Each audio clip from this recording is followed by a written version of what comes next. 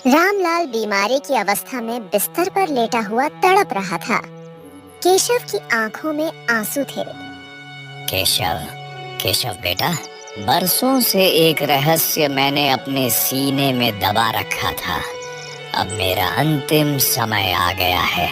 मैं चाहता हूँ कि अब उस रहस्य का खुलासा कर दिया जाए। ये सुनकर केशव बुरी तरह से रोने लगा।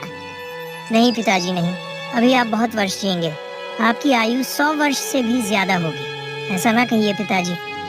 नहीं केशव, मुझे एहसास हो गया है कि अब मैं अधिक समय तक इस संसार में नहीं रहूंगा।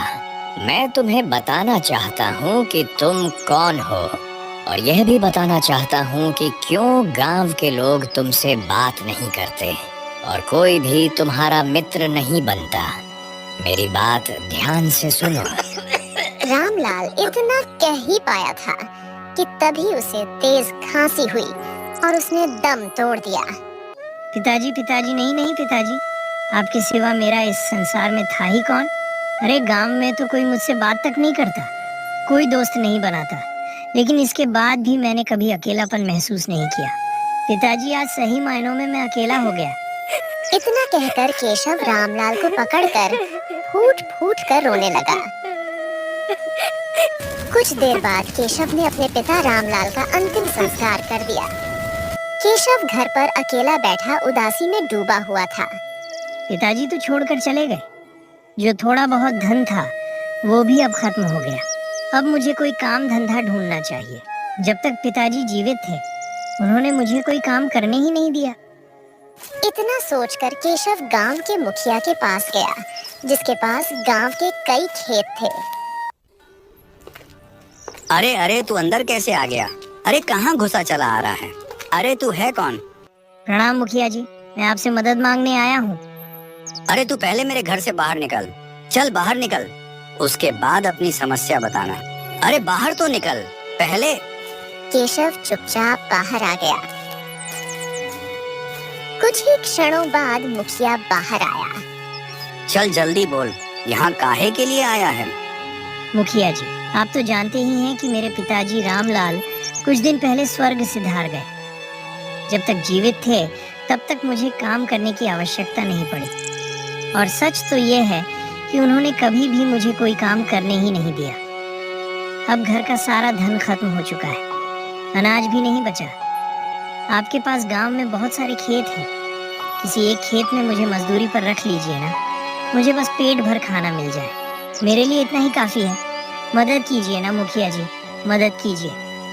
अरे हलवा मदद कीजिए भाई, हम तुमको अपने खेत में नहीं रख सकते हैं, और तुमको हम गांव में रहने दे रहे हैं ना, यही बड़ी बात है। अगर हमारा बस चले तो तुमको तो हम लात मारकर गांव से बाहर निकाल दें। चलो उठो यहाँ से, दफा हो जाओ, निकलो, चले आते हैं मुंह उठाकर। इतना कहकर मुखिया ने दरवाजा बंद कर लिया। केशव अपमानित होकर रोते हुए वहां से चला गया। कुछ दूर जाकर केशव पेड़ के नीचे बैठ गया। क्या करूं, किससे काम मांगूं, क्या करूं? हाँ, एक काम करता हूँ, पड़ोस की गंगा मौसी से मदद मांगता हूँ। वैसे भी सिर्फ उनकी पुत्री राधा ही है जो पूरे गांव में मुझसे बात करती है। हाँ। केशव गंगा मौसी के घर गया। गंगा मौसी उसे देखकर क्रोधित हो गई। तेरी हिम्मत कैसे हुई मेरे घर में घुसने की? गंगा मौसी मेरी बात सुनो, मेरी बात सुनो। आप तो जानती हो ना कि मैं अनाथ हूँ, मुझे काम की सख्त जरूरत है। गांव के लोग आपका बहुत सम्मान करते हैं। अगर आप हमारी सिफारिश कर दोगी गंगा मौसी, तो हमको कुछ ना कुछ काम मिल सकता है। हम कुछ भी करने को तैयार हो। घर पे सही बताऊं तो घर पे अनाज तक खत्म हो गया है मौसी। अरे तुझे गांव में कोई काम नहीं देगा, दफा हो जाए यहाँ से। गंगा मौसी ने इतना कहा ही था कि तभी उनकी पुत्री राधा वहाँ आ गई। माँ, ये आप क्या कर रही हैं? केशव बेचारा काम मांगने आया है और आप इसे इस तरह भगा रही हैं। इतनी बुरी तरह से तो किसी भिखारी को भी नहीं भगाते। बकवास बंद कर राधा, कितनी बार कह चुकी हूँ कि इस मनहूस की तरफदारी मत किया कर। इतना कहकर गंगा मौसी ने केशव से कहा, आइंदा यहाँ अपनी शक्ल मत दिखाना। इतना अपमान सहने के बाद केशव की आंखों में आंसू आ गए और वह अपने घर की ओर लौट गया।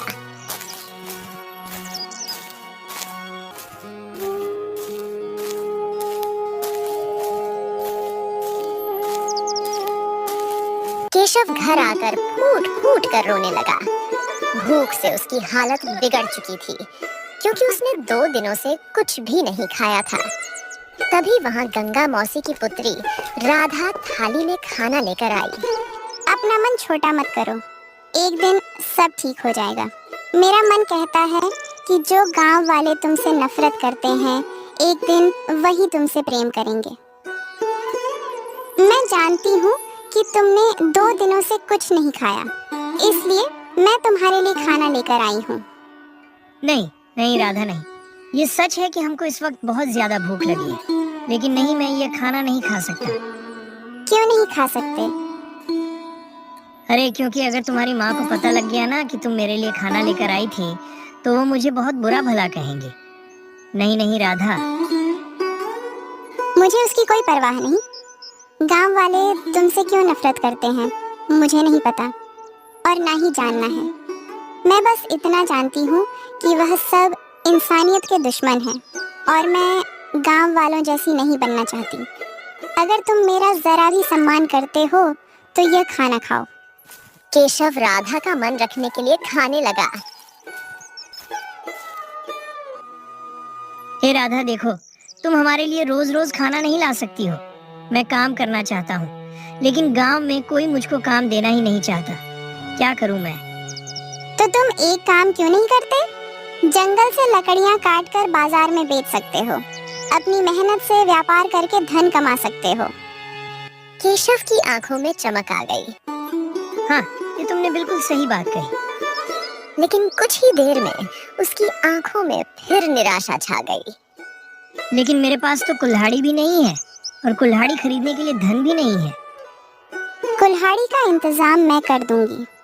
कल तुम गांव की सीमा पर मुझसे मिलना। मैं सबकी नजरों से बचते हुए एक नई कुल्हाड़ी लेकर आऊंगी। इतना कहकर राधा वहां से चली गई।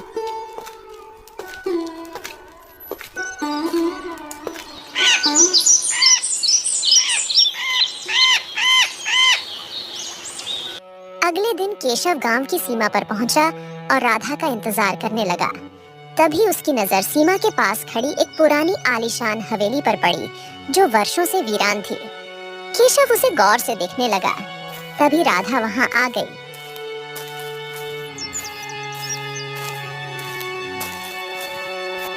इस हवेली को इतने गौर से क्यों देख रहे हो? समझ नहीं आता राधा।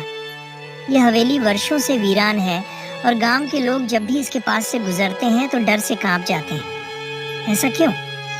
राधा गहरी सोच में डूब गई। माँ बताती है कि यहाँ एक समय में एक साहूकार रहता था। वो और उसकी पत्नी बहुत ही अत्याचारी थे। गांव के किसानों की सारी जमीन पर उन्होंने कब्जा कर रखा था। किसान खून पसीना बहाकर खेती करते और साहूकार सारा अनाज छीन लेता। गांव वालों को अपने ही खेत का अनाज खरीदना पड़ता था। फिर क्या हुआ? फिर एक दिन साहूकार अपनी पत्नी के साथ जंगल गया और कहते हैं कि वो दोनों कभी वापस नहीं आए। उसके बाद से हवेली वीरान पड़ी है। सारे नौकर भी कुछ समय बाद चले गए क्योंकि वह भी उनके अत्याचारों से परेशान थे। खैर, इन बातों को छोड़ो, यह कुल्हाड़ी रखो। भगवान का नाम लेकर नया काम शुरू करो। इतना कहकर राधा वहां से चली गई।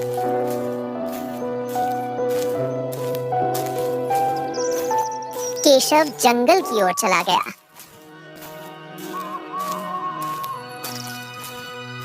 वो अच्छी लकड़ियों की तलाश करते करते घने जंगल के भीतर पहुंच गया।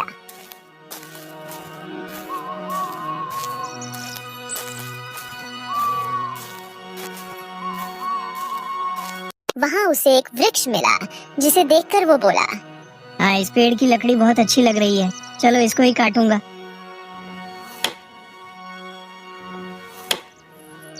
लतादी काटते वक्त उसका पैर से टकरा गया और खून निकलने लगा। अरे रे रे, ये क्या हुआ? कुल्हाड़ी चलाते चलाते अचानक से मेरा पैर इस पेड़ पर कैसे लग गया? ओ हो।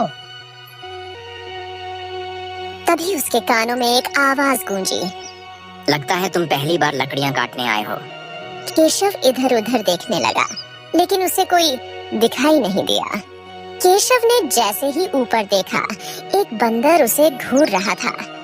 अगले ही पल बंदर छलांग मारता हुआ उसके पास आ गया। हाँ, तुम्हारे पैर में तो बहुत ही खतरनाक चोट लगी है, रक्त भी बह रहा है। अगर इस पर जड़ी बूटी नहीं लगाई गई ना, तो यह जख्म नासूर बन सकता है। तुम रुको, मैं अभी लेकर आता हूँ। केशव डर गया। हाँ, हे भगवान, ये बंदर पर ये मनुष्यों की तरह बात कर रहा है। लगता है मैंने किसी राक्षसी वृक्ष पर कुल्हाड़ी चला दी है। अब यह राक्षस मुझे छोड़ेगा नहीं। हे भगवान, राम राम। अरे क्या राम राम राम राम, हनुमान जी। हनुमान जी भी कहो, हनुमान जी भी बहुत मदद करते हैं। अच्छा, डरो मत, मैं कोई राक्षस वाक्षस नहीं हूँ। तुम यहीं रुको, मैं अभी आता हूँ। इतना कहकर बंदर झाड़ियों में गायब हो गया। कुछ देर बाद वो जड़ी बूटी लेकर लौट आया। हाँ, लो इसे अपने पैर पर लगाओ, रक्त बहना बंद हो जाएगा। अरे लगाओ भी, देखो मत, लगाओ। केशव ने जड़ी बूटी अपने घाव पर लगाई। तो तुम कौन हो और तुम मनुष्यों की भाषा में बात कैसे कर रहे हो? क्या मैं किसी मायावी जंगल में आ गया हूँ? नहीं, ये कोई मायावी जंगल नहीं है। और जहाँ तक मेरी बात करने की बात है, तो समझ लो कि यह एक साधु का वरदान है। अब केशव का डर थोड़ा कम हो गया था। मेरा नाम केशव है। हो तो तुम्हारा नाम केशव है, लेकिन ये बताओ, तुम्हारे चेहरे पर इतनी उदासी क्यों है? क्या हो गया? वैसे तो मैं किसी को नहीं बताता, लेकिन जाने क्यों तुम्हें देखकर लगता है कि अपने मन की पीड़ा बांट लेनी चाहिए, शायद मन हल्का हो जाए। सुनो, बात यह है कि इतना कहकर केशव शुरू से लेकर अब तक की सारी घटना बंदर को बताने लगा।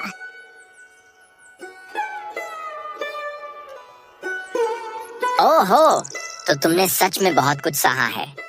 ये बताओ, गांव में तुमसे कोई बात नहीं करता, कोई तुम्हारी मदद नहीं करता, और कोई तुम्हारा दोस्त भी नहीं है। हाँ, मेरा कोई दोस्त नहीं है। तो चिंता क्यों करते हो? उदास मत हो, मुझसे दोस्ती करो, मुझे अपना दोस्त बना लो और मुझे अपने गांव ले चलो। क्या कहते हो? हाँ, ये बढ़िया उपाय है। लेकिन देखो, मैं तुम्हें ले तो चलूंगा, लेकिन अगर किसी ने तुम्हें बात करते हुए देख लिया तो वह तो तुम्हें राक्षस समझेंगे ना, और मुझे भी नुकसान पहुंचा सकते हैं, क्योंकि वैसे भी वह मुझे पसंद तो करते नहीं है। जब भी कोई गांव वाला होगा ना, मैं तुमसे बात ही नहीं करूंगा, चुपचाप रहूंगा। हाँ, ये ठीक है। वैसे भी मेरा कोई दोस्त तो है नहीं। अगर तुम मेरे घर पर रहोगे तो मेरा समय भी कट जाएगा। हाँ, बिल्कुल, चलो। लेकिन चलो कैसे? पहले लकड़ियां तो काट लो, जिस काम के लिए आए थे वो तो करो। दोनों मुस्कुराते हैं। केशव लकड़ियां काटता है।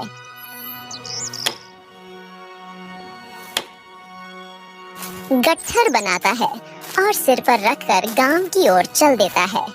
बंदर उसके साथ चलता है। केशव गांव की सीमा पर पहुंचता है। गांव वाले उसे और उसके साथ चलते बंदर को देखकर हंसते हैं। अरे देखो भैया देखो, अब तो ये बंदर भी साथ ले आया है। यानी कि एक बंदर पहले था, अब दूसरा बंदर भी आ गया। केशव अनसुना करता है और बाजार में लकड़ियां बेचने लगता है, लेकिन बहुत देर तक कोई ग्राहक नहीं आता।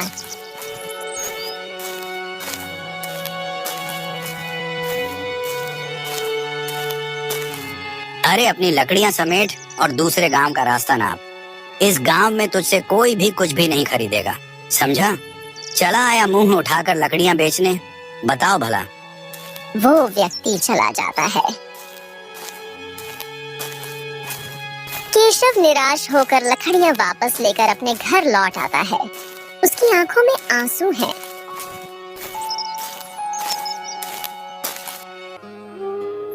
ओ ये बताओ तुम उदास क्यों हो? अरे भाई, हिम्मत मत हारो। गांव वालों ने तुमसे गलत तो नहीं कहा। क्यों ना तुम लकड़ियां दूसरे गांव में बेचो। सही तो कहा उन्होंने है। दूसरे गांव? हाँ, शायद तुम सही कह रहे हो। हाँ और क्या, तो फिर तय रहा, मैं तुम्हारी मदद करूंगा। बंदर ने लकड़ी का एक गट्ठर अपने सिर पर रख लिया। दोनों दूसरे गांव की ओर चल पड़े।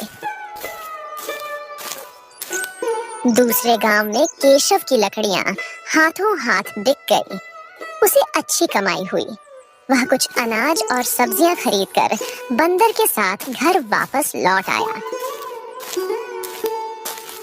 देखा, पहले ही दिन कितनी अच्छी कमाई हुई है। हाँ, सही कहा। अगर रोज दूसरे गांव में बेचूंगा तो बहुत आमदनी होगी। और नहीं तो क्या, कल फिर से लकड़ियां काटना। एक गट्ठर तुम ले जाना और एक मैं। इसमें काम भी बटेगा और कमाई भी बढ़ेगी। क्या कहते हो? केशव खुश हो गया। हाँ चलो भाई, अब तो मुझे बहुत जोरों की भूख लगी है। अरे चिंता मत करो, मैं खाना बनाता हूँ। रुको रुको। केशव खाना बनाता है। वो और बंदर खाने ही वाले होते हैं। तभी एक भूखी लोमड़ी वहाँ आ जाती है। अरे मित्र, ये लोमड़ी तो हमारे गांव की नहीं लगती। अरे भाई, मुझे नहीं पता कि ये तुम्हारे गांव की है या नहीं। तुम्हारे गांव की लोमड़ी तुम जानो, मेरे जंगल की लोमड़ी मैं जानूंगा। अच्छा ठीक है। इसका चेहरा देखो, ध्यान से देखो। लगता है ये कई दिनों से भूखी है और बहुत कमजोर भी हो गई है। देखो देखो।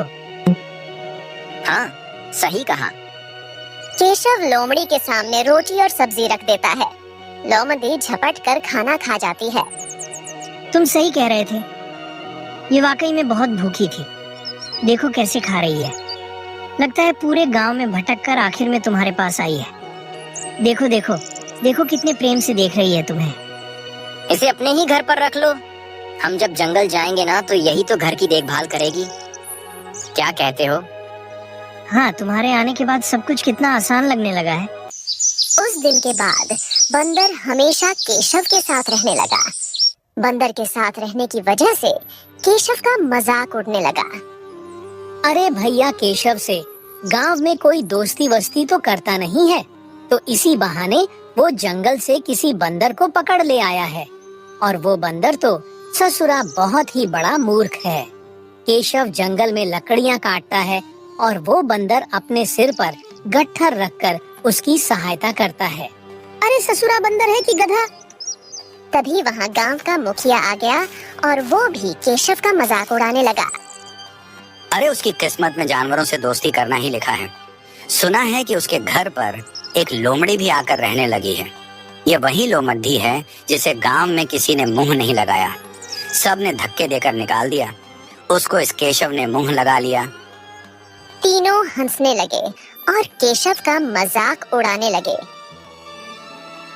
समय यूं ही बीतता गया, लेकिन एक दिन गांव में एक महामारी फैल गई। धीरे धीरे गांव के सभी लोग बीमार पड़ गए। केशव अपने घर पर बैठा हुआ था कि तभी राधा वहां रोती हुई आ पहुंची। अरे राधा, तू रो क्यों रही है? क्या हो गया? तुम तो जानते हो, गांव में महामारी फैल गई है। मेरी माँ बहुत बुरी तरह से बीमार है। मेरे मन में बहुत बुरे बुरे ख्याल आ रहे हैं, क्योंकि इस महामारी ने अब तक गांव के 3-4 लोगों की जान ले ली है। ये सुनकर केशव गंभीर सोच में डूब गया। तभी बंदर, जो काफी देर से सुन रहा था, अचानक इंसानी आवाज में बोला, तुम्हारे गांव में जो महामारी फैली है उसका इलाज हो सकता है। राधा डर गई। केशव, ये कैसे हो सकता है? ये बंदर तो इंसानी आवाज में बात कर रहा है। अरे डरो मत, मैं कोई नुकसान नहीं पहुंचाऊंगा। अरे मित्र, तुमने मुझे वादा किया था कि तुम मेरे अलावा किसी और के सामने मनुष्यों की आवाज में बात नहीं करोगे। फिर क्यों बोले? देखो मित्र, मुझे क्षमा करना, लेकिन मुझसे रहा नहीं गया। समस्या ही ऐसी है। केशव ने राधा को सारी घटना बताई। राधा के दिल का डर कम हो गया। तो इस महामारी का इलाज कैसे हो सकता है? कोई भी वैद्य इसका इलाज नहीं कर पा रहा। हाँ, मैं वर्षों से जंगल में रहा हूँ। मैं एक ऐसी जड़ी बूटी जानता हूँ जिससे बड़ी से बड़ी बीमारी ठीक हो सकती है। तुम चाहो तो मैं तुम दोनों को वहाँ ले जा सकता हूँ। क्या बोलते हो? अगर ऐसी बात है तो फिर गांव के लोग जो केशव से नफरत करते हैं उनकी नफरत भी खत्म हो सकती है। हाँ, ऐसा हो सकता है। तो फिर ठीक है। अगली सुबह हम सब मिलकर उस जड़ी बूटी को लेने चलेंगे।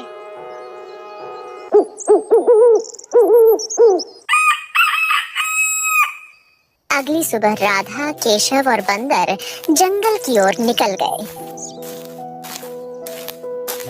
बंदर उन्हें एक खास जगह पर ले गया और एक झाड़ी की ओर इशारा करते हुए बोला, ये देखो, ये झाड़ियां नहीं, जड़ी बूटियां हैं। इन्हें तोड़ लो और पत्थर से पीसकर गर्म पानी में मिलाकर बीमार लोगों को पिलाओ। उनकी बीमारी फुर्र हो जाएगी, यानी कि दूर हो जाएगी। राधा और केशव ने सभी जड़ी बूटियां तोड़ ली और गांव लौट आए। रात भर केशव ने मेहनत से सारी जड़ी बूटियां पीस ली।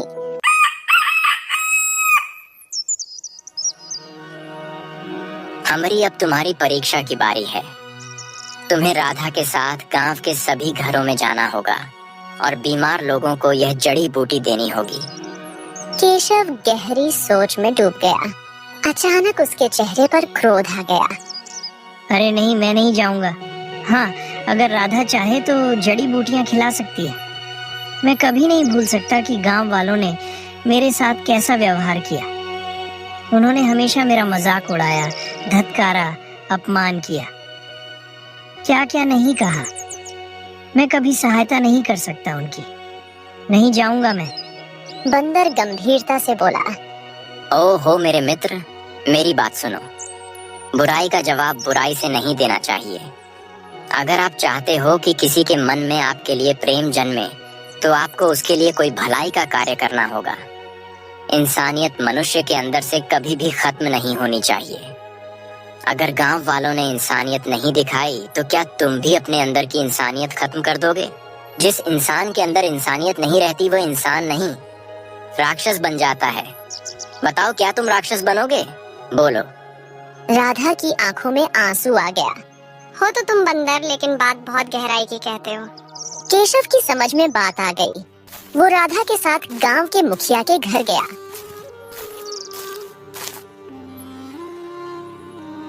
अरे अरे ससुरा, तू फिर से आ गया। काहे के लिए आया है? शांत हो जाइए मुखिया जी, शांत हो जाइए। देखिए, आपने मेरा बहुत अपमान किया, फिर भी मैं सब कुछ भूलकर आपके इलाज के लिए दवाई लेकर आया हूँ। मुखिया चौंक गया। केशव सच कह रहा है। जंगल में एक खास जड़ी बूटी मिली है जिससे बीमारी ठीक हो सकती है। ठीक है राधा, मैं तुम्हारी बात पर विश्वास कर लेता हूँ। केशव ने अपने हाथों से मुखिया को जड़ी बूटी खिलाई और गर्म पानी पिलाया। कुछ देर में मुखिया के चेहरे के दाने ठीक हो गए। अरे अरे, मैं तो बहुत सही महसूस कर रहा हूँ। मैं सही हो गया। हाँ, अरे मैंने तुम्हारे साथ कितना गलत व्यवहार किया और तुमने फिर भी मेरी मदद की। वाह। केशव कोई जवाब नहीं देता और राधा के साथ घर से बाहर चला जाता है। उस दिन के बाद केशव और राधा हर घर जाकर जड़ी बूटियां बांटने लगे। कुछ ही दिनों में पूरा गांव महामारी से मुक्त हो गया। महामारी खत्म होने के बाद राधा खुशी से मिठाई लेकर केशव के घर पहुंची। केशव बंदर और लोमड़ी के साथ बैठा हुआ था। ये लो केशव, मुंह मीठा करो, हमारा सारा गांव महामारी से मुक्त हो चुका है। केशव खुशी से मिठाई खाने लगा। बंदर भी खाने लगा। जानते हो ये मिठाई किसने बनाई है? मेरी माँ ने। यह सुनकर केशव चौंक गया। ओहो, तो फिर तुम ये मिठाई यहाँ पर लाई ही क्यों? अगर तुम्हारी माँ को पता चल गया ना, तो वो तुम पर बहुत गुस्सा करेंगी। यही तो खुशी की बात है। माँ ने मुझे स्वयं कहा कि यह मिठाई केशव को जाकर दे आओ, क्योंकि उसी की वजह से हमारा गांव महामारी से मुक्त हुआ है। यह सुनकर केशव खुश हो गया। बंदर खुशी से उछल पड़ा। हाँ, आज का दिन तो तुम्हारे लिए बहुत खास है केशव। अरे भाई, जो गांव वाले तुमसे नफरत करते थे, अब उनके मन में तुम्हारे लिए प्रेम जाग उठा है। वाह भाई वाह। तभी अचानक राधा की माँ आ पहुंची। केशव, राधा और बंदर जैसे ही पीछे मुड़े, उन्होंने देखा कि गंगा मौसी खड़ी थी। वो डरते हुए बोली, हे भगवान, एक बंदर इंसान की आवाज में बात कर रहा है। हमारी बात तो सुनिए। गंगा मौसी ने तुरंत राधा का हाथ खींचा। इधर आ।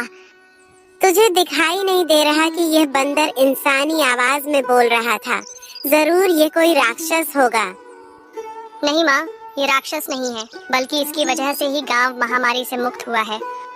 इस तरह राधा की माँ को केशव पर विश्वास हो गया और बोली, बेटा, मुझे माफ कर दो। हमने तुम्हारे साथ बहुत बुरा किया है। तुम बहुत ही नेक और दयालु इंसान हो। हमने तुम पर कितना जुल्म किया है और तुमने हमें और गांव वाले की जान बचाई। इस तरह से केशव पर गांव को गर्व होने लगा और सभी